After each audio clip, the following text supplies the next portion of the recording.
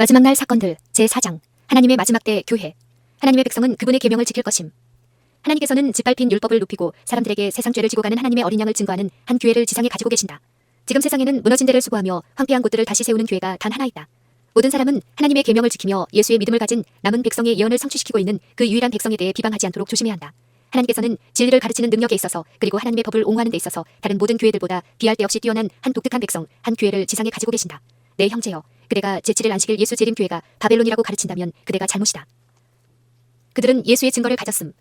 마지막이 가까워지고 세상의 최후의 경고를 하는 사업이 확장됨에 따라 현대 진리를 받아들이는 자들은 하나님께서 당신의 섭리로서 새 천사의 기별의 시작과 함께 사업과 연결 지으신 증언들의 특성과 영향을 분명히 이해하는 것이 더욱 중요하다. 사람들은 계속해서 음모를 꾸밀 것이며 원수는 영혼들을 유혹하여 진리에서 이탈시키려고 노력할 것이다. 그러나 하나님께서 화의 자매를 통해 말씀하셨고 그녀에게 기별을 주셨다는 것을 믿는 모든 사람들은 이 마지막 때에 일어날 많은 속임수로부터 안전할 것이다. 이상을 받았다고 주장하는 자들이 일어날 것이다. 그 이상이 하나님께로부터 온 것이라는 확실한 증거를 그분께서 주실 때에는 그것을 받아들여도 좋으나 그 밖에 다른 증거를 가지고서는 그러한 이상을 받아들여서는 안 된다. 왜냐하면 다른 나라들과 미국에서 사람들이 더욱더 격길로 나가도록 미혹받을 것이기 때문이다. 지계표가 되는 성경 교리들. 1844년은 커다란 사건들이 일어난 시기였는데 깜짝 놀란 우리의 눈에 하늘에서 벌어지고 있는 성소 정결 사업을 공개해 주었다. 그것은 지상의 하나님의 백성들 그리고 하나님의 계명과 예수 믿음이라고 쓰여진 깃발을 휘날리는 첫째와 둘째 그리고 셋째 천사의 기별과 결정적인 관계를 가지고 있는 것이었다. 이 기별에 포함된 지계표 중 하나가 진리를 사랑하는 하나님의 백성에게 나타난 하늘에 있는 하나님의 성전 그리고 하나님의 율법을 담고 있는 법궤였다. 넷째 계명의 안식일의 빛이 하나님의 율법을 범한 자들의 길에 강한 빛을 비추었다. 악한 자의 비불멸성도 옛 지계표이다. 나는 옛 지계표라는 제하에 넣을 수 있는 것을 더 기억해낼 수 없다. 제7일 안식일 예수 재림 교인들의 독특한 사명. 주님께서는 우리를 그분의 율법의 보존자로 삼으셨다. 그분께서는 거룩하고 영원한 진리를 우리에게 위탁하셨는데 그 진리는 신실한 경고와 책망과 격려를 통하여 다른 사람들에게 전달되어야 한다. 제7일 안식일 예수 재림 교인들은 세상과 구별된 하나님의 독특한 백성으로 선택되었다. 그분께서는 진리의 큰 칼로 그들을 세상의 채석장에서 잘라내어 당신 자신에게 연결시키셨다. 그분께서는 그들을 당신의 대표자로 삼으시고 그들로 마지막 구속 사업에서 당신의 대사가 되도록 부르셨다. 지금까지 인간에게 위탁된 가장 위대한 진리의 부, 하나님이 인간에게 지금껏 보내신 것 중 가장 엄숙하고도 두려운 경고가 그들에게 위탁되었는데 그들은 그것을 세상에 전해야 한다. 특별한 의미에 있어서 제7일 안식일 예수 재림 교인들은 이 세상에서 파수꾼과 빛의 전달자로 구별되었다. 그들은 멸망하여 가는 세상에 전할 마지막 경고의 기별을 위탁받았다. 하나님의 말씀에서 흘러나오는 놀라운 빛이 그들을 비추고 있다. 그들에게는 첫째와 둘째와 셋째 천사의 기별의 선포, 곧 가장 엄숙하고 중대한 사업이 맡겨져 있다. 그보다 더 중요한 사업은 없다. 그들은 다른 어떤 것에도 그들의 관심을 빼앗겨서는 안 된다. 제7일 안식일 예수 재림 교회가 조직된 이유. 우리 신자들이 증가됨에 따라 어떤 형태의 조직이 없이는 큰 혼란이 초래될 것이며 사업을 성공적으로 이끌지 못할 것이라는 사실이 분명해졌다. 목회 사업을 지원하고 새로운 지역의 사업을 착수하며 교인답지 못한 신자들로부터 교회와 목회 사업을 보호하고 교회 재산을 지키며 출판 사업을 통하여 진리의 말씀을 출판하고 그 밖의 여러 목적들을 위해 조직은 필수적이었다. 하나님의 영께서는 교회 안에 질서와 철저한 훈련이 있어야 하며 조직이 필수적임을 보여주셨다. 조직과 질서는 온 우주를 통하여 하나님의 모든 사업에 나타나 있다. 질서는 하늘의 법이며 그것은 또한 지상의 하나님의 백성에게도 법이 되어야 한다. 조직은 항상 필수적임. 교회들이 잘 조직되어 질서 있게 운영되지 않는다면 그들은 미래를 바랄 것이 아무것도 없다. 철저한 조직이 매우 필요되고 또한 그것이 거짓 운동들을 막고 하나님의 말씀에 인정을 받지 아니한 주장들을 물리치는데 가장 큰 힘을 발휘할 수 있는 시기에 사단이 이 백성들 사이에 발판을 구축하여 조직을 분열시키는 그의 노력에 성공할 수 있다면 그는 얼마나 기뻐할 것인가. 우리는 지혜롭고 주의 깊은 노력으로 구축한 조직과 질서의 체계를 무너뜨리지 않기 위하여 시종일관 물러서지 않기를 바란다. 이때 사업의 주도권을 갈망하는 무법한 자들에게는 자격증을 주어서는 안 된다. 어떤 사람들은 종말이 가까워오면 하나님의 자녀들이 모든 종교적인 조직체로부터 분리되어 행동해야 한다는 진보적인 생각을 가지고 있다. 그러나 나는 주님께로부터 이 사업에 있어서 각 사람이 독립적으로 행동하는 일이 있어서는 안 된다는 가르침을 받았다. 우리는 마지막 위기가 가까워질수록 질서와 행동의 조화가 덜 필요하다고 생각하는 대신에 이전보다 더욱 조직적이어야 한다. 하나님의 교회의 특별한 권위. 하나님께서는 그분의 교회에 특별한 권위와 능력을 주셨으며 아무도 그것을 무시하거나 멸시하지 못하도록 하셨다. 그렇게 하는 것은 하나님의 음성을 무시하는 일이 되기 때문이다.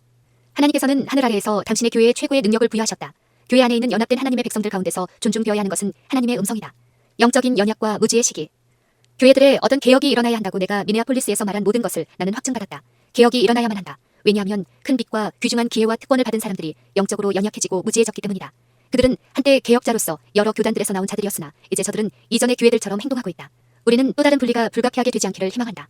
우리가 평안에 매는 줄로 성령이 하나 되게 하신 것을 유지하려고 노력하면서 우리는 글이나 말로써 완고함에 대해 항의하는 일을 그치지 않게 될 것이다. 그들이 받은 빛을 자랑하면서 그 빛 가운데 행하지 않는 자들에게 그리스도께서는 이렇게 말씀하신다.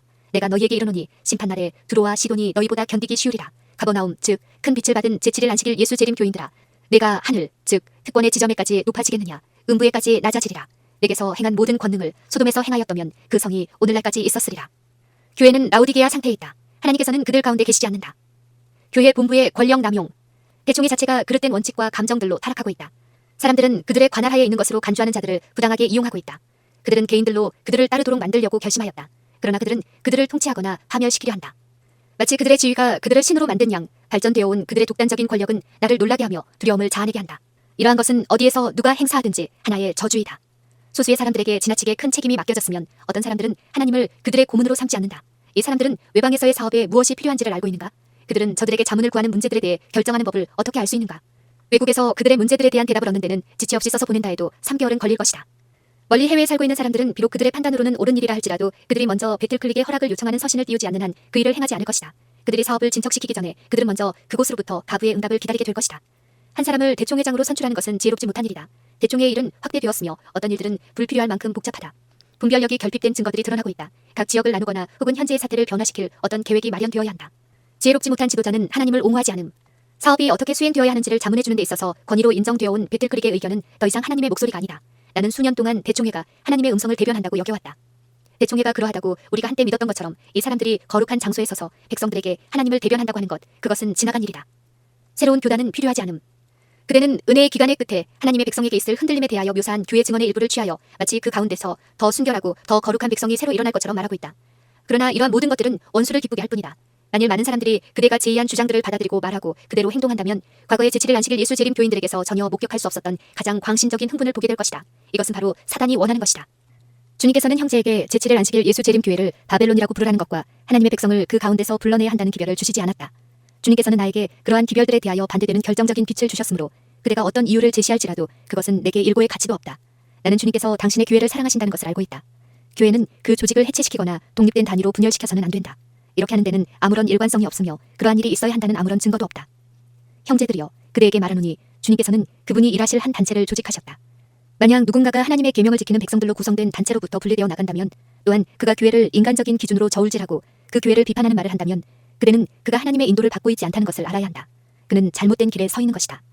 하나님께서는 모든 일을 질서 있게 진행하실 것임. 사업에 성공을 거두지 못할까 의심하거나 두려워할 필요가 없다. 하나님께서는 사업의 선두에 계시며 모든 것을 질서 있게 진행해 나가실 것이다. 만약 사업의 순회 부분에 조정할 필요가 있는 문제들이 발생한다면 하나님께서 그 일을 돌보아 주실 것이며 모든 그릇된 점을 바로잡아 주실 것이다. 하나님께서 당신의 백성을 태운 고귀한 배를 안전하게 항구에까지 실어다 주실 것을 믿자. 하나님께서는 살아있는 교회를 가지고 계시지 않은가?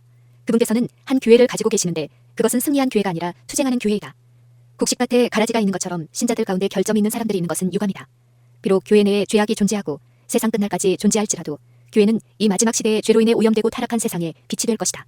연약하고 흠이 많고 책망과 경고와 교훈을 받을 필요가 있을지라도 그 교회는 여전히 그리스도께서 지상에서 최고의 관심을 쏟으시는 유일한 대상이다. 사단의 보루는 결코 승리를 거두지 못할 것이다. 승리는 셋째 천사의 기별에 따를 것이다. 여호와의 군대 장관이 여리고 성벽을 허물었던 것처럼 주의 계명을 지키는 백성들은 승리를 거둘 것이며 모든 반대 세력들은 패배할 것이다. 책임의 분배가 촉구됨. 지금 우리가 원하는 것은 재조직이다. 우리는 기초부터 시작하여 다른 원칙에 입각하여 세우기를 원한다. 여러 기관들, 교육사업, 그리고 여러 지방과 주에 있는 합회들을 책임지고 있는 자들이 여기에 있다. 이들은 대표자들로 서야 하며 수행되어야 할 계획들을 꼴짓고 입안하는 일에 발언권을 가져야 한다. 거대한 지역의 전체 사업을 고려하기 위해서는 한 사람 혹은 두 사람이나 세 사람 이상이 있어야 한다. 이 사업은 중대한 것이므로 이루어져야 할 사업을 위한 계획은 한 사람의 머리로는 안 된다. 이제 나는 하나님께서 이 사업의 이 분야 저 분야를 지배할 왕같은 권력을 우리 가운데 어느 누구에게도 주시지 않았다는 것을 말하고 싶다. 그 사업은 각 분야마다 그것을 지배하고자 하는 노력들로 인해 크게 제한을 받아왔다. 혁신, 재조직이 있어야 한다. 권력과 힘은 필요한 위원회들에 주어져야만 한다. 새로운 합회들이 조직되어야만 한다. 호주의 연합회가 조직된 것은 하나님의 명령이었다. 수천 마일 떨어진 배틀크릭에 자문을 구하러 가서는 회답을 얻기까지 수주일을 기다리는 것은 불편한 일이다. 바로 그 현장에 있는 사람들이 무슨 일을 행할 것인지 스스로 결정해야 한다. 1901년 대총회가 반응을 보임. 이 회의 시작부터 누가 우리와 함께 있었다고 생각하는가? 이러한 회의에 대개 나타나는 불유쾌한 면들을 누가 제거했는가? 이 태버네클 교회의 복도를 누가 오르내렸는가? 바로 하늘의 하나님과 천사들이다. 그리고 그들은 그대들을 갈기갈기 찢기 위하여 오신 것이 아니라 올바르고 평화스러운 마음을 주시기 위해서 오셨다. 그들은 하나님의 일을 행하고 어두움의 권세를 막아 하나님이 계획하신 일이 방해를 받지 않도록 우리와 함께 계셨다. 하나님의 천사들이 우리 가운데 역사해 오고 있다. 이번 집회에서 발생한 변화들만큼 나를 놀라게 한 것은 내 생애에 결코 없었다.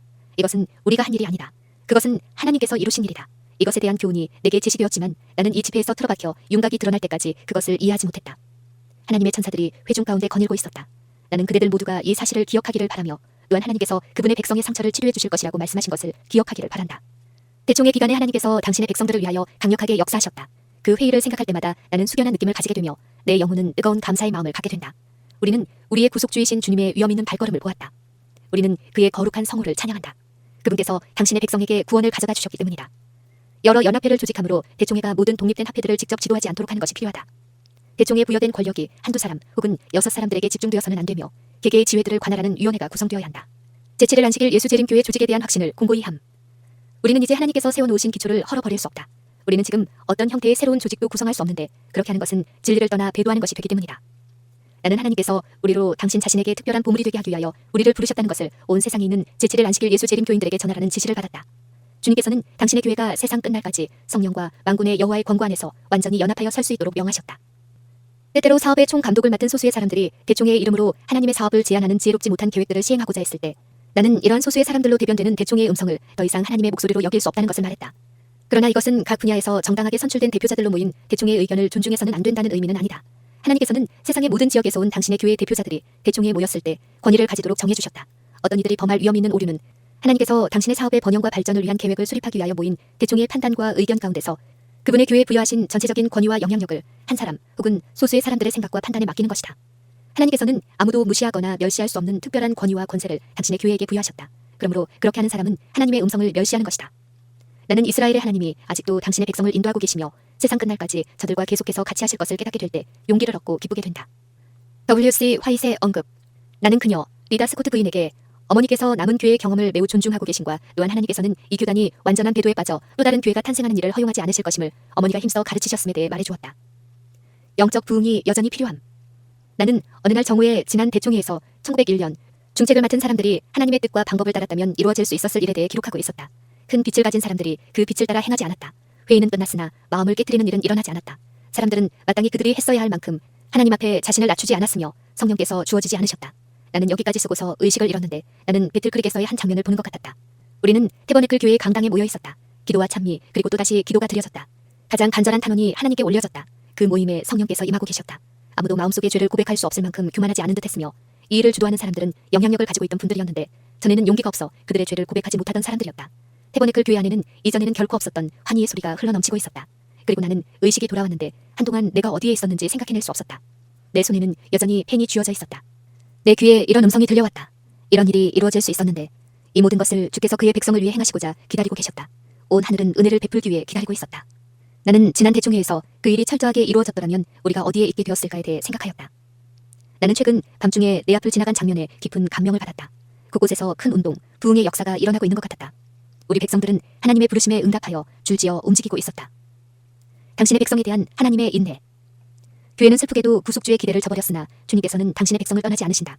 그분께서 저들에게서 어떤 선을 발견하셨기 때문에서가 아니라 진리와 의의 원수들에게 그분의 이름이 모욕을 받지 않도록 사단의 대리자들이 하나님의 백성을 파멸시키고 환호하지 못하게 하기 위해 그분은 여전히 그들에 대하여 인내하고 계시는 것이다. 그분께서는 그들의 고집과 불신과 어리석음을 오랫동안 참아오셨다. 놀라운 인내와 동정심으로 그분은 저들을 연단시켜 오셨다. 그들이 그분의 지시에 유의한다면 그분께서는 그들의 사악한 경향들을 말끔히 제거하여 주실 것이며 영원한 구원으로 그들을 구원하여 그분의 은혜의 능력의 영원한 기념비로 삼으실 것이다. 우리는 교회가 비록 연약하고 결함이 있다 할지라도 그리스도께서 당신의 최고의 관심을 쏟으시는 지상의 유일한 대상임을 기억해야 한다. 주님께서는 애타는 염려로서 끊임없이 당신의 교회를 살피고 계시며 당신의 성령으로서 교회를 든든하게 하고 계신다. 하나님께서는 당신께 충성된 자들과 함께 일하심. 주 예수께서는 항상 당신을 섬기는 선택된 백성을 가지실 것이다. 유대인들이 생명의 왕이신 그리스도를 거절했을 때 그분은 하나님의 나라를 저들로부터 취하셔서 이방인들에게 주셨다. 하나님께서는 계속적으로 당신의 사업의 모든 분야에 이 원칙을 가지고 일하실 것이다.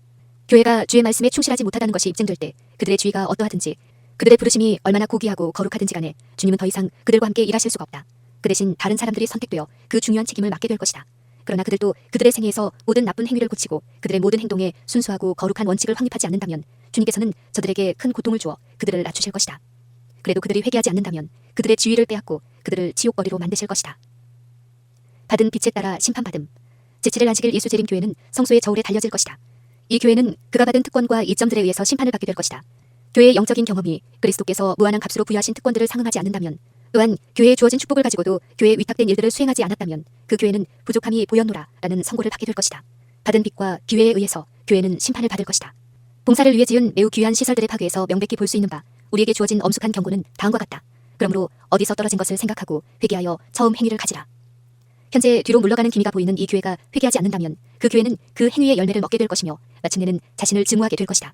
그러나 이 교회가 악을 대항하고 선을 택하며 모든 겸손으로 하나님을 찾으며 그리스도 안에서 높은 부르심에 도달하고 영원한 진리의 토대 위에 서서 믿음으로 교회를 위하여 준비된 재능을 부여잡을 때 교회는 고침을 받게 될 것이다. 교회는 세속적인 얽매임에서 벗어나 하나님이 주시는 단순함과 순결함으로 옷 입게 될 것이며 진리가 진정 그를 자유케 하였음을 나타내게 될 것이다. 그때 그 신자들은 진정으로 하나님을 택한 자들이요 그분의 대표자들이 될 것이다. 이스라엘의 역사는 우리에게 경고가 됨. 이 마지막 때의 하나님의 백성들은 고대 이스라엘과 똑같은 위험을 당할 것이다. 하나님의 경고받기를 거절하는 사람들은 고대 이스라엘이 빠졌던 것과 똑같은 위험에 빠지게 될 것이며 불신으로 말미암아 안식에 들어가지 못할 것이다. 고대 이스라엘은 그들의 성화되지 못한 마음과 복종시키지 않은 의지로 말미암아 재난들을 겪었다.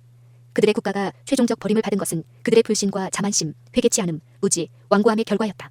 우리는 그들의 역사를 통하여 우리 앞에 높이 들려진 위험의 신호를 보게 된다. 형제들아, 너희가 삼가 혹 너희 중에 누가 믿지 아니하는 악심을 품고 살아계신 하나님에게서 떨어질까 염려할 것이요. 우리가 시작할 때에 확실한 것을 끝까지 견고히 잡으면 그리스도와 함께 참여한 자가 되리라. 투쟁하는 교회는 불완전함. 투쟁하는 교회는 승리한 교회가 아니며 이 땅은 하늘이 아니다. 교회는 이 생과 내세에서의 영원한 삶을 위해 그리스도의 학교에서 훈련과 연단과 교육을 받는 학생으로서 실수 많고 불완전한 남녀들로 구성되어 있다. 어떤 사람들은 교회에 들어오면 그들의 기대가 충족되고 오직 순결하고 완전한 사람들만 만나게 될 것이라고 생각하는 것 같다. 그들은 열성적인 믿음을 가지고 있다. 그러므로 교인들 중에서 결점을 발견하게 되면 그들은 이렇게 말한다. 우리는 죄악된 품성을 가진 사람들과 분리되기 위해서 세상을 떠나왔다. 그런데 이곳에도 죄악이 있구나. 그리고 그들은 비유 가운데 나타난 종과 같이 이렇게 묻는다. 가라지는 어디서 생겼나이까? 그러나 우리는 낙담할 필요가 없다. 주님께서는 우리에게 교회가 완전하다는 결론의 일을 보장을 하지 않으셨기 때문이다. 그러므로 우리의 모든 열성으로도 투쟁하는 교회가 승리한 교회처럼 순결해지게 할 수는 없다. 승리한 교회는 충성되며 그리스도를 닮을 것임. 머지않아 사업은 마쳐질 것이다. 충성을 유지한 투쟁하는 교회의 신자들이 승리하는 교회가 될 것이다. 그리스도의 생애는 하나님의 사랑에 대한 하늘의 기별로 가득 찬 삶이었으며 그분께서는 이 사랑을 다른 사람들에게 풍성하게 나눠주고자 몹시 갈망하셨다. 동정심이 그분의 얼굴에서 비쳐나왔으며 그분의 행위는 은혜와 겸손과 진리와 사랑으로 특징 지워졌다. 투쟁하는 그분의 교회의 모든 신자들이 승리한 교회의 일원이 되고자 한다면 그리스도와 같은 품성을 나타내어야 한다. 마지막 날 사건들 제5장 남은 자손의 경건의 생활 두 국면의 삶. 그리스도께서 하늘 구름을 타고 재림하시기 직전인 이 시대에 침례 요한이 행한 바로 그 사업이 이루어져야 한다. 하나님께서는 사람들로 여호와의 큰 날에 설 수 있도록 준비시킬 남녀 일꾼들을 부르고 계신다. 요한이 전했던 그런 기별을 전하기 위해서는 우리도 요한과 같은 영적인 경험을 해야 한다. 그와 동일한 일이 우리 안에서 이루어지지 않으면 안 된다. 우리는 하나님을 바라보아야 하고 그분을 바라보는 가운데 자아를 잊어버려야 한다. 하나님과의 교통은 품성과 생애를 고상하게 해줄 것이다. 사람들은 우리가 최초의 제자들처럼 예수님과 함께 있었다는 것을 알게 될 것이다. 이 사실은 일하는 사람에게 다른 어느 것도 줄 수 없는 능력을 줄 것이다. 이 능력이 그 사람에게서 박탈당하도록 허용해서는 안 된다. 우리는 두 국면의 생활, 생각하고 행동하는 생활, 즉 조용히 기도하면서 열심히 일하는 생활을 해야 한다. 기도와 노력, 노력과 기도가 그대 생애의 일상 업무가 되어야 한다. 그대는 능률과 찬양이 모두 하나님에게서 기인하는 것처럼 기도해야만 하며 또한 의무는 모두 그대의 것인 양 노력해야만 한다. 아무도 기도가 없이는 하루 혹은 한 시간도 안전하지 못하다. 아무 일도 하지 않고 기도만 하는 사람은 곧 기도하는 일조차 그만두게 될 것이다. 그리스도 안에 확고하게 뿌리내림. 폭풍은 다가오고 있으며 그 폭풍은 각자가 어떤 종류의 믿음을 가졌는지 시험할 것이다. 신자들은 그리스도 안에 굳게 뿌리가 박혀야 한다. 그렇지 않으면 그들은 혹종의 오류에 휩쓸려 길을 잃게 될 것이다. 우리가 그리스도의 생애를 깊이 묵상하는데 매일 1시간을 바치는 것은 매우 좋은 일이다. 우리는 그의 생애를 한 조목 한 조목씩 연구하고 각 장면, 특히 그의 생애의 마지막 장면을 확실히 머릿속에 그릴 것이다. 악에 대한 유일한 방어는 그리스도의 의를 믿음으로 말미암아 그분을 마음속에 내재시키는 것이다.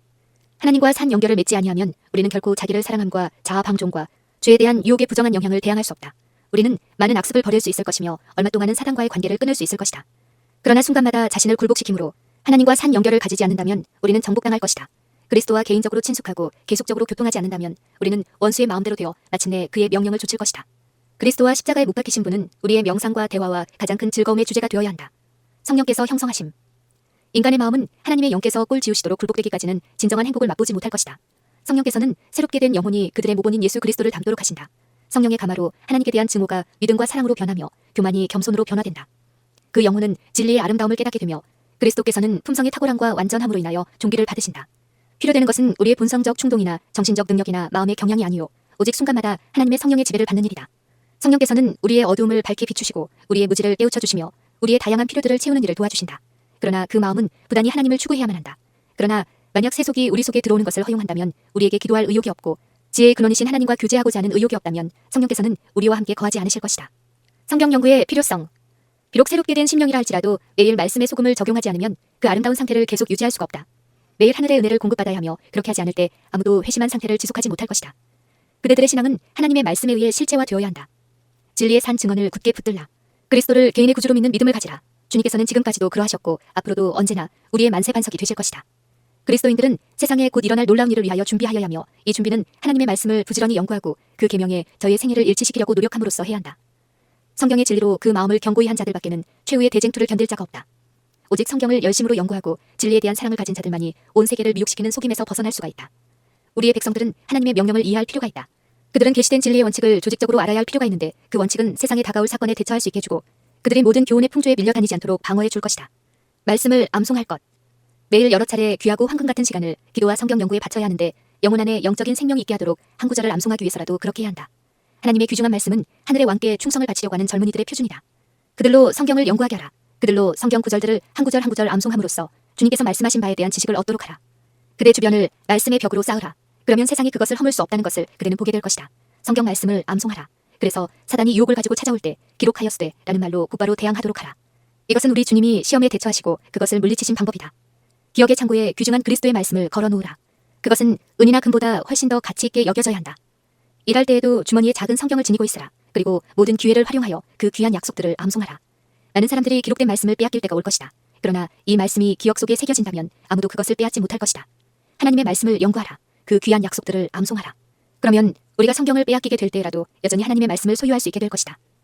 요한계시록 14장은 하나님의 백성의 닷. 이 마지막 때의 첫째와 둘째, 셋째 천사의 기별을 충분히 이해하는 것이 우리의 의무이다. 우리의 모든 거래는 하나님의 말씀과 일치해야 한다. 첫째와 둘째와 셋째 천사의 기별은 모두 연결되어 있으며 그것은 요한계시록 14장 6절부터 끝절에 나타나 있다. 셋째 천사의 기별을 받아들인 자들 중 많은 사람들이 이전에 전했던 두 천사의 기별을 체험하지 못하였다. 사단은 이것을 알고 그의 악한 눈을 그들에게 돌려 그들을 넘어뜨리려고 하였다. 그러나 셋째 천사는 그들을 지성소로 향하게 하였으며 과거의 기별들을 경험한 자들은 그들에게 하늘 성소로 가는 길을 가르쳐 주었다. 많은 사람들이 셋 천사의 기별 가운데 있는 진리의 완전한 사슬을 보고 그 순서대로 즐거이 받아들여 믿음으로 예수님을 따라 하늘 성소 안으로 들어갔다. 이 기별들은 하나님의 백성들에게 닻이라고 내게 제시되었다. 이 기별들을 이해하고 받아들인 자들은 사단의 수많은 미혹에 빠지는 일이 없을 것이다. 하나님의 말씀을 믿도록 마음을 훈련시킴. 마음대로 하나님의 말씀을 의심할 수 있다고 느끼고 불신의 여지가 있으면 무엇이든 의심하는 사람들은 어려움이 닥칠 때 믿음을 갖기가 엄청나게 어려움을 발견하게 될 것이다. 불신의 방향으로 길들여진 마음을 묶고 있는 그 영향력을 극복하는 것은 거의 불가능하다. 이러한 경로를 따르므로 영혼은 사단의 올무에 묶여버렸으며 영혼은 점점 더 조이는 무서운 그물을 끊기에 무력해지기 때문이다. 의심의 편을 택한다는 것은 사단의 대리자를 조력자로 요청하는 것과 같다. 불신의 길에 길들여진 사람의 유일한 희망은 온전히 그리스도 앞에 엎드려 어린아이와 같이 자신의 의지와 방법을 그리스도께 굴복시킴으로 어둠에서 나와 그분의 기이한 빛 가운데로 인도받는 것이다. 사람들은 스스로 사단의 올무에서 벗어날 수 있는 힘을 가지고 있지 못하다. 의문과 의심과 비판의 노선으로 자신을 길들이는 사람은 불신앙을 강화시키는 것이다. 장래의 시련을 위한 준비. 그리스도의 종들은 신앙을 인하여 시련을 받게 될 때 판에 박은 듯한 말을 제시하려고 준비하여서는 안 된다. 그들의 준비는 매일매일 하나님의 말씀의 고귀한 진리를 마음에 간직하고 그리스도의 가르침을 받아먹고 살며 신앙을 증진시키는 기도를 통하여 이루어져야만 한다. 그러면 시련을 당할 때에라도 성령께서 말씀을 듣고자 오는 사람들의 마음을 움직이게 할 바로 그 진리들을 생각나게 해주실 것이다. 하나님께서는 부지런히 성경을 연구함으로 얻어진 지식을 그것이 필요한 바로 그때에 그들의 기억에 떠오르게 하실 것이다. 시련의 때가 올 때 오늘날 다른 사람들에게 전도하고 있는 사람들이 그들이 역설하는 주장들을 살펴보고 그들이 만족할 만한 이유를 제시할 수 없는 많은 것들이 있다는 것을 발견할 것이다. 이와 같은 시험을 받기 전에는 그들이 크게 무지했다는 것을 알지 못했다. 그리고 교회 안에는 그들이 무엇을 믿고 있는지 이해하고 있다고 당연시 여기는 사람들이 많다. 그러나 논쟁이 생기기 전에는 그들이 자신의 약점을 알지 못한다.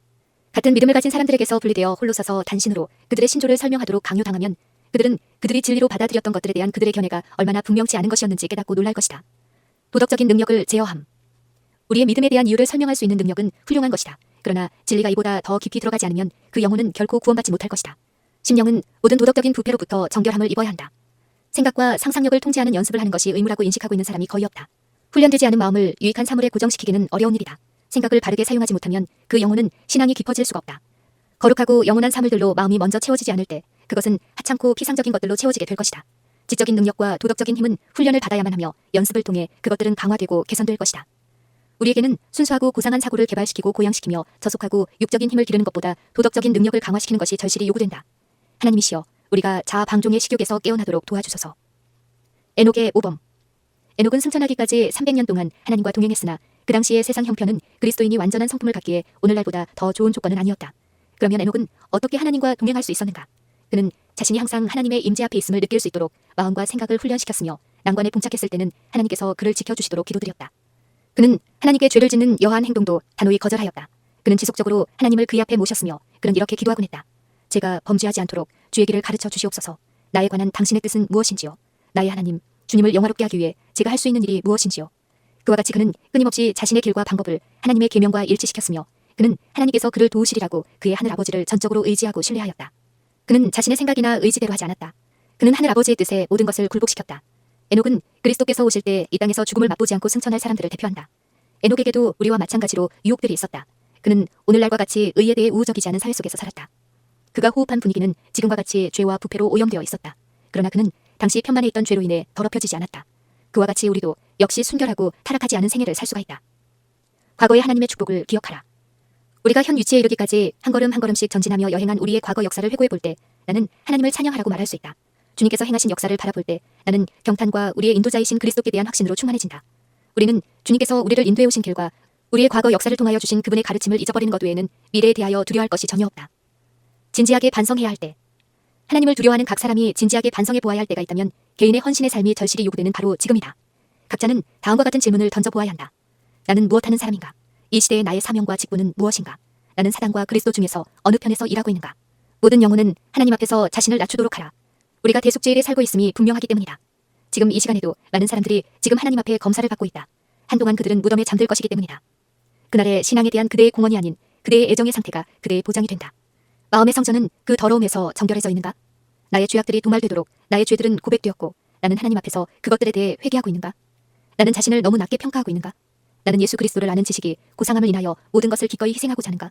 매 순간 나 자신은 내 것이 아니며 그리스도의 소유라는 것과 그러므로 나의 봉사는 내 주인이신 하나님께 속해 있다는 것을 알고 있는가? 우리는 자신들에게 이렇게 물어보아야 한다. 나는 무엇을 위해 일하며 살고 있는가? 그리고 그 모든 것의 결과는 어떻게 될 것인가? 심판의 날을 염두에 두고 생애함. 나는 이 도시의 사람들이 분주히 사업에 몰두하는 것을 보고 그들이 곧 임박한 하나님의 날을 생각이나 하고 있는지 의문이 같다. 우리 각자는 미국에 닥칠 큰 심판의 날을 염두에 두고 살아야 한다. 우리는 심판의 날과 상관없이 살 수는 없다. 비록 그날이 오래 지체되었으나 그 시기가 이제 문 앞에 이르렀으며 또한 급속히 다가오고 있다. 곧 천사장의 나팔 소리가 살아있는 사람들을 깜짝 놀라게 할 것이며 죽은 자들을 깨울 것이다. 그리스도의 재림을 위한 준비를 갖춤. 만일 우리가 지금 하늘의 사물들을 명상하는 데서 기쁨을 얻지 못한다면, 하나님의 지식을 탐구하는 데 흥미가 없고 그리스도의 품성을 바라보는 데 기쁨이 없다면, 그리고 거룩함이 우리에게 아무런 매력을 주지 못한다면 하늘에 대한 우리의 소망은 헛된 것임을 알 수 있다. 하나님의 뜻에 완전히 따르는 것, 이것이 그리스도인 앞에 끊임없이 제시되어야 할 높은 목표이다. 그는 하나님에 대하여, 예수님에 대하여, 그리스도께서 당신을 사랑하는 자들을 위하여 준비해 놓으신 복되고 정한 본향에 대하여 이야기하기를 좋아할 것이다. 이 주제들에 대한 명상, 복스러운 하나님의 약속들을 맛볼 때 사도는 그것을 내세의 능력을 맛보는 것으로 나타낸다. 만약 그대가 오늘 하나님과 바른 관계에 놓여 있다면 그리스도께서 오늘 오신다 할지라도 그대는 준비되어 있는 것이다. 마지막 날 사건들 제6장. 남은 자손의 생활 방식과 활동들. 봉사와 자아 희생의 정신. 온 교회가 봉사의 정신을 갖고 자기의 능력에 따라 그분을 위하여 일하게 되기를 하나님께서는 오랫동안 기다리셨다. 하나님의 교회 교인들이 복음 사명을 성취하기 위하여 국내와 국외에 필요되는 분야에서 지정된 일을 할 때 온 세계는 오래지 아니하여 경고를 받겠고 주 예수께서는 능력과 큰 영광으로 이 세상에 다시 오실 것이다. 어디에서나 단체의 사업이 개인의 노력을 대신하는 경향이 있다. 인간의 지혜는 통합하고 한 곳으로 집중하고 큰 교회들과 기관을 세우는 대로 기울어지는 경향이 있다. 많은 사람들은 자선 사업을 기관과 조직체에 일임시킨다. 그들은 세상과 접촉하지 않는 데 대하여 스스로를 변명한다. 그리하여 그들의 마음은 냉랭해져간다. 그들은 자기 일에만 골몰한 나머지 무감각해진다. 하나님과 인류에 대한 사랑은 심령 속에서 죽어간다. 그리스도께서는 당신을 따르는 사람들에게 개인 사업, 곧 대리인에 의하여 이루어질 수 없는 사업을 맡겨주신다. 병자와 가난한 자들을 위한 봉사, 잃어버린 자들에게 복음을 전하는 일이 위원회나 조직된 자선단체에 맡겨져서는 안 된다. 개인적 책임, 개인적 노력, 직접적인 희생 등이 복음의 필요 조건이다. 내가 돌아오기까지 장사하라. 그리스도께서는 내가 돌아오기까지 장사하라고 말씀하신다. 우리의 생애의 역사가 끝날 날이 몇 년밖에 남지 않았을지라도 우리는 그때까지 장사해야 한다. 그리스도께서는 각 사람이 그분의 재림을 조용히 묵상하도록 자신을 훈련시키기를 원하신다. 모든 사람은 매일 하나님의 말씀을 연구해야 하지만 현재의 의무를 등한히 해서는 안 된다. 그리스도께서는 그분이 오실 때 당신을 기다리는 무리들 중에서 어떤 사람은 사업 거래에 종사할 것이며 어떤 사람은 들에서 씨를 뿌릴 것이고 다른 사람들은 추수장에서 수확할 것이며 또 다른 사람들은 맷돌을 갈고 있을 것이라고 말씀하셨다. 그분의 택하신 백성들이 생활의 의무와 책임을 버리고 한가하게 명상하며 종교적인 환상에 사로잡혀 사는 것은 하나님의 뜻이 아니다. 그대가 이 세상에서 추진할 수 있는 모든 선한 일들을 박력 있게 하라. 매일이 생애의 마지막 날인 것처럼 우리는 이날이 우리에게 허용될 수 있는 마지막 날인 것처럼 경계하고 일하고 기도해야 한다. 우리의 유일한 안전책은 매일의 업무를 행함에 있어서 매 순간 죽었다가 다시 사시고 영원히 계신 그분의 힘에 의지하여 깨어 기다리며 일하는 것이다. 매일 아침 그날을 위해 그대 자신과 그대의 자녀들을 하나님께 바치라. 여러 달 혹은 여러 해를 기약하지 말라. 그것들은 그대의 것이 아니다. 단지 짧은 한 날이 그대에게 주어졌을 뿐이다. 그날이 마치 지상에서의 마지막 날인 것처럼 주님을 위해 열심히 일하라. 그대의 모든 계획을 하나님께 내어놓고 주님의 섭리가 지시하는 대로 추진하든가 포기하든지 하라. 양심적인 안식일 준수. 우리의 하늘아버지께서는 안식일 준수를 통해 사람들 사이에 그분을 아는 지식을 보존하기를 원하신다. 그분께서는 안식일이 참되고 살아계신 하나님이신 그분께로 우리의 마음을 이끌고 그분을 알므로 우리가 생명을 얻고 평안을 누리게 되기를 바라신다. 한 주일 내내 우리는 안식일을 마음에 기억하고 그것을 계명에 따라 지키기 위해 준비하여야 한다. 우리는 안식일을 단지 율법적인 문제로 준수해서는 안 된다. 우리는 안식일이 삶의 모든 국면에 미치는 영적인 의미를 이해해야 한다. 안식일을 이처럼 기억할 때 세속적인 것이 영적인 것을 침해하지 못할 것이다. 엿새 동안 해야 할 어떤 의무도 안식일에 행해지도록 넘겨져서는 안 된다. 생활에 필요 불가결한 일은 반드시 행하여야 한다. 병자는 반드시 돌보아야 하며 궁핍한 자들의 필요도 반드시 채워주어야 한다. 안식일에 고통당하는 자들을 도와주기를 게을리하는 자를 하나님은 죄없다 하지 않으실 것이다. 하나님의 거룩한 안식일은 사람을 위하여 만들어졌으므로 자비로운 행위는 안식일의 의도와 완전히 일치된다. 하나님께서는 당신의 피조물들이 안식일이나 기타 다른 날에 구제를 받아 고통으로 한 시간이라도 괴로움을 당하는 것을 바라지 않으신다. 11조와 연금 드리는 일에 충실함. 11조는 하나님께서 자신을 위해 떼어놓으신 거룩한 것이다. 그것은 복음 교역자들을 부양하는 데 사용되도록 하나님의 창고에 들여져야 한다. 말라기 3장을 주의 깊게 읽고 하나님께서 11조에 대해 무엇이라 말씀하시는지 살펴보라. 신약 성서는 안식일과 마찬가지로 11조에 대한 법도 폐하지 않았다. 왜냐하면 두 가지 모두 그 정당성이 확인되고 깊은 영적인 의미가 설명되었기 때문이다. 주께서는 각 곳에 제7일 안식일 예수 재림 교인들이 하나님께 헌신하고 그들의 환경에서 최선을 다하여 그분의 사업을 조력하기를 원하신다. 그분은 그들이 후하게 선물과 헌금을 드림으로써 하나님이 주신 축복과 그분의 자비하심에 대한 감사를 나타내기를 원하신다. 임종시의 자선은 살아있을 때의 자선에 비하면 빈약한 대행물이다. 우리가 때의 종말에 가까워질수록 사업의 필요는 계속해서 늘어날 것이다. 이 세상에서 우리는 미래의 생명을 위한 우리의 적합성을 결정하기 위한 시험 중에 처해 있다는 것을 잊어서는 안 된다. 품성에 이기심의 때가 묻어있는 자는 아무도 하늘에 들어갈 수가 없다. 그러므로 하나님께서는 이 세상에서 우리에게 일시적인 소유를 위탁함으로 우리가 이것들을 사용하는 것을 보아서 영원한 부를 우리에게 맡기실 수 있는지의 여부를 시험하신다. 새로운 기관을 세움. 어떤 사람들은 이렇게 말할지 모른다. 그리스도께서 곧 오신다면 학교나 요양원 그리고 식품 공장 등을 더 세울 필요가 있는가? 젊은이들이 상업을 배울 필요가 있겠는가? 하나님께서는 그분께서 주신 재능을 우리가 계속적으로 개발시키기를 원하신다. 우리가 재능을 사용하지 않는다면 우리는 이 일을 할 수가 없다. 그리스도께서 곧 오실 것이라는 생각 때문에 게으르게 되어서는 안 된다. 그 대신에 그 생각을 가짐으로 우리는 인류를 복되게 하고 유익하게 할 수 있는 모든 것을 해야 한다. 전 세계에 한 위대한 사업이 행해져야 한다. 그리고 종말이 가까웠기 때문에 하나님의 사업에 필요되는 다양한 기관들을 세우고자 특별한 노력을 기울일 필요가 없다는 결론을 내려서는 안 된다. 그리스도께서 우리에게 더 이상 교회를 짓거나 학교나 인쇄소를 짓는 노력을 하지 말라고 명하신다면 그때 우리는 일손을 멈추고 그리스도께서 사업을 종결 지으시게 해야 할 것이지만 그러나 지금은 하나님에 대한 열심과 인류에 대한 우리의 사랑을 나타내 보일 때이다. 의료 선교 사업. 종교적인 핍박으로 우리나라가 자유를 빼앗기게 될 때 양심의 자유를 지키고자 하는 사람들은 불리한 입장에 처하게 될 것이다. 그들은 기회가 있는 동안에 자신들을 위해서 질병과 그 원인, 예방과 치료에 대해 잘 알고 있어야 한다. 이렇게 하는 사람들은 어느 곳에서나 일할 수 있는 분야를 발견하게 될 것이다. 고통을 받으며 도움을 필요로 하는 사람들은 우리와 같은 신앙을 가진 사람들 가운데뿐만 아니라 주로 진리를 모르는 사람들 사이에 많을 것이다. 나는 얼마 있지 아니하여 목회 분야의 사업은 끝날 것이지만 의료 선교 사업은 계속될 것이라는 사실을 말하고 싶다. 하나님의 백성들은 그들의 건강을 소중히 함. 건강개혁은 셋째천사의 기별의 한 부분으로서 그것은 마치 손과 팔이 신체에 서로 붙어있는 것과 같이 서로 밀접하게 연결되어 있다. 차, 커피, 담배, 술 등은 죄된 방종으로 제시되어야만 한다. 식탁 위에 놓인 육류, 계란, 버터, 치즈 등과 같은 범주로 취급해서는 안 된다. 이러한 것들을 우리의 중요한 사업인 것처럼 전면에 제시해서는 안 된다. 전자, 즉 차, 커피, 담배, 맥주, 포도주, 기타 정신을 흐리게 하는 모든 음료들은 적당히 마셔도 안 되며 완전히 끊어야 한다. 참된 절제는 모든 해로운 것을 버리고 건강에 유익한 것을 현명하게 사용하는 것이다. 깨끗한 공기, 햇빛, 절제, 휴식, 운동, 적당한 식사, 물의 사용, 하나님의 능력을 의지하는 것, 이것들은 참된 치료제이다. 건강을 해치는 것은 무엇이나 육체적 힘을 감퇴시킬 뿐만 아니라 정신적, 도덕적 힘을 약화시키는 경향이 있다. 그것이 어떤 것이든 건강을 해치는 습관에 빠지게 되면 옳고 그른 것을 분별하는 일이 더욱 어렵게 된다. 본래의 식사로 돌아감. 하나님께서는 우리를 한 걸음 한 걸음씩 그분의 본래 계획, 즉 사람은 땅에서 생산되는 자연 소산물을 먹는 것으로 돌아가게 하시고자 애쓰신다. 주의 오심을 기다리는 사람들 가운데서는 마침내 육식은 사라지게 될 것이며 그들의 식사에서 육류는 제거될 것이다. 우리는 이 목표를 항상 염두에 두어야만 하며 그것을 향해 꾸준한 노력을 경주해야 한다. 그리스도의 임박한 재림을 기다린다고 주장하는 사람들에게 큰 개혁이 일어나야 한다. 아직 이루어지지 않고 있는 건강 개혁이 우리 백성들 가운데 일어나야 한다. 여전히 육류를 먹고 있으며 그것으로 인해 신체적, 정신적, 영적 건강을 위태롭게 하고 있는 사람들은 육식의 위험을 깨달아야 한다. 현재 육식 문제에 있어서 절반만 개혁한 많은 사람들은 하나님의 백성들로부터 떠나서 그들과 더 이상 동행하지 않게 될 것이다. 금식과 기도를 해야 할 때. 지금부터 종말 때까지 하나님의 백성들은 자신의 지혜를 의지하는 대신 저희 지도자 되신 그분의 지혜를 의지하면서 좀 더 열성적이며 좀 더 잠에서 깨어나야 한다. 그들은 금식과 기도의 날을 따로 정해 놓아야 한다. 음식을 전폐하라는 요구를 받지 않을는지 모르나 그들은 가장 단순한 음식을 조금만 먹어야 한다.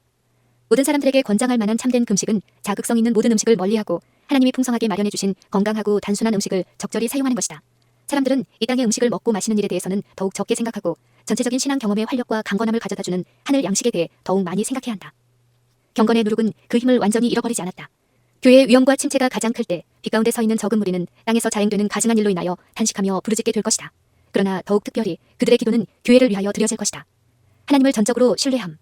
헌신하지 않은 일꾼들로 인하여 사업이 때때로 잘못된 방향으로 나아가게 될 것이다. 그대는 다른 사람들이 취한 그릇된 길로 야기된 결과를 슬퍼할지 모르나 걱정하지 말라. 사업은 복된 주님의 감독하에 있다. 그분이 원하시는 것은 일꾼들이 그분께 나아와 그분의 명령을 따르며 그분의 지도하심에 순종하는 것이다. 사업의 모든 분야, 즉 교회들, 선교 지역들, 안식일 학교들, 기관들은 그분의 관심을 받으며 운영되고 있다. 왜 염려하는가? 교회의 활력이 충만한 모습을 보기를 고대한다면 하나님을 전적으로 신뢰하지 않으면 안 된다. 아무도 하나님의 사업을 너무 급속하게 추진시키기 위해 하나님이 주신 능력을 혹사하지 말 것이다. 인간의 능력으로는 사업을 촉진시킬 수 없다. 그것은 하늘의 지적인 존재들의 능력과 연합해야만 한다. 가장 무거운 짐을 지고 있는 교역자들이 지금 물러선다 할지라도 하나님의 사업은 계속 진전될 것이다. 가족 예배. 조석으로 그대들의 자녀들과 함께 하나님께 예배드리고 그분의 말씀을 읽고 그분을 찬양하는 노래를 부르라. 그들에게 하나님의 율법을 반복해서 읽도록 가르치라. 가족 예배 시간은 짧게 생기 있게 할 것이다. 그대의 자녀들이나 그대의 가족의 어떤 식구라도 그 예배가 지루하고 흥미가 없으므로 예배를 두려워하게 되도록 하지 말게 하라. 말씀을 길게 읽고 기도를 길게 하면 이 귀한 예배가 지루하게 되어 그것이 끝나면 가족들은 안도의 숨을 쉬게 될 것이다. 아버지는 흥미있고 쉽게 이해할 수 있는 성경 말씀을 선택하도록 하라. 하루 동안 연구하고 실천할 수 있는 교훈을 주는 데는 성경 몇 구절이면 충분할 것이다. 몇 가지 질문을 할 수도 있고 진지하고 흥미있는 의견을 나눌 수도 있을 것이다. 혹은 간단 명료한 비유를 예증을 들어 말할 수도 있을 것이다. 적어도 활기찬 참여를 몇 곡 부를 것이며 기도는 간단 명료하게 드려야 할 것이다. 기도를 인도하는 사람은 모든 것을 위하여 기도할 것이 아니라 단순한 말로 그의 필요를 아뢰고 감사함으로 하나님을 높이도록 할 것이다. 세상과의 연합을 조심함. 이 기별이 바라여지고 진리가 선포됨으로 분리시키는 사업이 이루어지게 될 때 우리는 하나님의 충성된 파수꾼으로서 우리의 참된 위치를 분별하지 않으면 안 된다. 우리가 세속의 정신을 주입받거나 우리의 영적인 식별력이 흐려져서 진리를 가지고 주의 기별을 전하는 자들을 거짓된 그리스도 교회의 시각을 가지고 보는 일이 없도록 우리는 세속적인 자들과 동맹을 맺지 말아야 한다. 그러나 동시에 우리는 바리새인들처럼 그들을 멀리해서는 안 된다. 하늘 구름을 타고 그리스도께서 나타나실 것을 바라보며 기다리는 사람들은 단지 자신들의 오락을 위하여 쾌락을 추구하는 모임이나 사교에서 세상 사람들과 어울려서는 안 된다. 우리의 믿음에 속하지 않은 자들과 계약이나 동맹이나 사업체로 우리 자신을 연합시키는 것은 하나님의 명령에 의한 것이 아니다. 우리는 원칙을 희생시키지 않는 범위 내에서 가능한 한 다른 무리들과 연합해야 한다. 이 말은 우리가 그들의 협회나 지부에 가입해야 한다는 의미가 아니다. 그러나 우리가 절제 문제에 관하여 진심으로 찬성하고 있음을 그들에게 알려야 한다. 그리스도께서 인정하시는 오락. 하나님의 영광을 위하여 육체적, 정신적 힘을 사용하려는 목적하에 무해한 휴양으로 정신을 새롭게 하고 신체를 활발하게 하려고 애쓰는 것은 그리스도인의 특권이요 의무이다. 그리스도인들은 자유로이 누릴 수 있는 여러 가지 행복의 근원을 가지고 있다. 그리고 그들은 틀림없는 정확성을 가지고 어떠한 쾌락이 합법적이고 바른지 말할 수 있다. 그들은 마음을 방탕하게 하거나 혹은 심령을 저열하게 하거나 실망을 느끼거나 혹은 자신을 파괴하는 슬픈 가마를 남기거나 유용한 인물이 되는 길을 막지 않을 그런 휴양을 즐길 수가 있다. 만일 그들이 예수와 동행하며 또한 기도하는 정신을 유지한다면 그들은 온전히 안전하다. 우리가 집에 돌아올 때에는 하나님과 사람에 대해서 죄책이 없는 양심과 우리와 사귄 자들에게 어떤 모양으로도 상처를 주거나 해로운 가마를 끼치지 않았다는 생각을 가질 수 있는 그런 방식으로 우리들은 회합을 경영하고 우리 자신이 그렇게 처신하여야 한다.